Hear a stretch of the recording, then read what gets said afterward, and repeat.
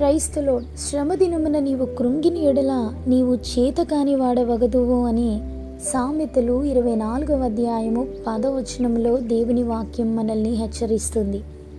ఆత్మీయ జీవితంలో ఎన్నో శ్రమలను మనం ఎదుర్కొంటూ దేవుని సహవాసాన్ని కలిగి మనం నిరంతరం జీవించాలి. ఐగుప్తు రాజు మంత్రసానులతో మాట్లాడి హెబ్రీయుల మగ సంతానమునంతటినీ కాన్పు పీటల మీద చంపుడి అని ఆజ్ఞనిస్తాడు. మంత్రసానులు దేవునికి భయపడి రాజు ఆజ్ఞను బట్టి చేయక మగపిల్లలను బ్రతకనిస్తారు. లేవి వంశానికి చెందినటువంటి యోకేబేతు గర్భవతి కుమారుణ్ణి కని వాడు సుందరుడై ఉండుట చూచి 3 నెలలు వానిని దాచి ఆమె దాచలేక వానిని జమ్ము పెట్టెలో నుంచి ఏటి ఒడ్డున జమ్ములో దానిని ఉంచగా ఫరో కుమార్తె ఆ పెట్టెను తెరిచి చూచి ఆ బిడ్డను తీసుకొని పోయి నా కొరకు వానిని పాలిచ్చి పెంచుము, నేను నీకు జీతమిచ్చేదనని ఆ బిడ్డ తల్లికే దేవుడు ఆ బిడ్డనిచ్చేట్టుగా అద్భుతాన్ని చేశారు.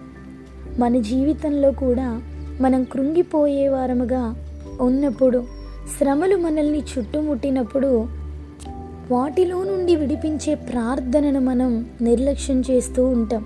యోకేబేతు ఆ స్త్రీ శ్రమల మధ్య ఆమె ప్రసవించింది.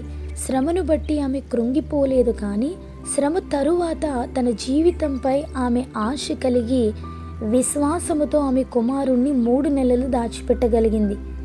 ఆమె ఆశను చూసిన దేవుడు ఆమె విశ్వాసాన్ని బట్టి అద్భుతాన్ని చేశారు. ఇశ్రాయేలీలను విమోచించే నాయకునిగా దేవుడు శ్రమలో నుండి మోషేను తప్పించారు. వినబడుతున్న మాటలు బట్టి కృంగిపోకండి. కలిగిన శ్రమల్లో ఇంకా ఎక్కువ దేవునిని సమీపించగలిగితే దేవుడు ఆ శ్రమలోనే మార్గాన్ని మనకు బయలుపరుస్తారు. శ్రమ కలిగింది అని కృంగిపోయేవారు, శ్రమలో జీవితాలను అంతం చేసుకునేవారు, శ్రమ కలిగినప్పుడు దేవునికి మరింత దూరముగా వెళ్ళేవారి జీవితాలలో అద్భుతాలు జరగవండి.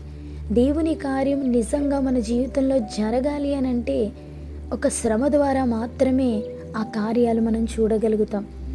మోషే గారి జీవితంలో, యోకేబేతు యొక్క జీవితంలో వారి యొక్క విశ్వాసాన్ని బట్టి, వారి మీద దేవునికి ఉన్న ప్రణాళికను బట్టి కలిగినటువంటి భయంకరమైన శ్రమలైన ఆయన వారిని విడిపించి తప్పించి అద్భుతమైన సాక్షి జీవితాన్ని వారికి దయచేశారు.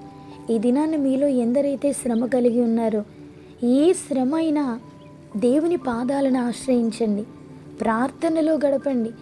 ప్రభుతో ఎక్కువ సమయం మాట్లాడడానికి, శ్రమను గూర్చి మనుషులతో మాట్లాడే కంటే దేవునితో మాట్లాడడానికి మన మనసును నిదానం చేసుకొని ఆయన తట్టు చేతులెత్తి ప్రార్థించగలిగితే ఆయన మన శ్రమలన్నిటిలో నుండి మనల్ని విడిపిస్తారు. ఆ దేవుని సన్నిధి మనందరికీ తోడేయండి, మనల్ని నడిపించునుగాక. ఆమేన్.